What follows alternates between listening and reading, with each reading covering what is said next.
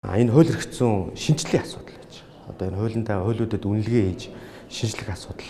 Хамгийн гол асуудал одоо энэ тулаад байгаа энэ хүний эрхийн хууль эрх зүйн шинжилэл гэдэг зүйл бол эхнээс хэрэгжээд явж байгаа. Улсын хурлын дараагийн захирамжаар одоо нэлээдгүй бол ажлын хэсгүүд гарсан. Ажлын хэсэг болгон тухайн хариуцсан хуулиуд дээрээ одоо үнэлт өгөөд явж байгаа.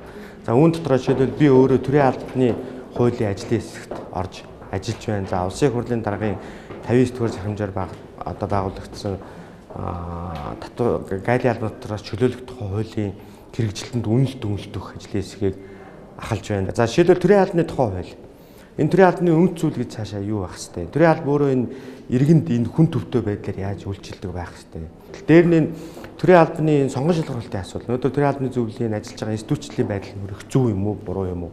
Энийг засах шаардлага байгаа юу гэдэг ийм үнэлгээнүүдийг бол манай ажлын хэсэг хийж ажиллалаа. Жишээлбэл Монгол улс бол одоо хууль тогтоох гүйцэтгэх шүүх гэсэн ийм 3 засаг дээр байна. Тэгэхээр өнөөдөр шүүх засаглалынх нь бол одоо томилгоо сонгон шалгаруулалт нь тусдаа одоо ингээд тэр зарчмаараа явдаг бол гүйцэтгэх хууль тогтоох хоёр нь нэг одоо малгаан дээр явж байгаа. Жишээлбэл энийг салах хэрэгтэй юу гэдэг асуудал байна. Хууль тогтоох нь тусдаа асуудлаа шийддэг, гүйцэтгэх нь тусдаа асуудлаа шийддэг. Төрийн албаны зөвлөл нь үүнийхээ дээр одоо хяналт тавьдаг юм байгууллага байх уу гэдэг ийм шинжилгээг хийх үү гэдэг асуудал нь өөрөө бас нэлээдгүй үр дүнтэй болох болов уу гэж харж байгаа.